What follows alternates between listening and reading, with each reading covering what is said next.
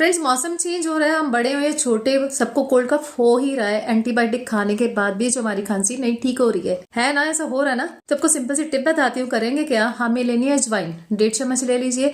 1 से 1.25 लीटर डालेंगे पानी, अच्छे से बॉईल करें। बॉईल होने के बाद उसको आप छान लें, जितना आपको पीना है। उसमें डालेंगे 1 चुटकी नमक, काले वाला नमक लेना है। तो उसे अच्छे से मिक्स कर ले। तो उसको जब 2 टाइम पियोगे, सुबह शाम, तो आपकी जो कफ है और जो खांसी आती है, बहुत जल्दी रिलीफ मिलेगा। ऐसे टिप्स के लिए फॉलो जरूर करें।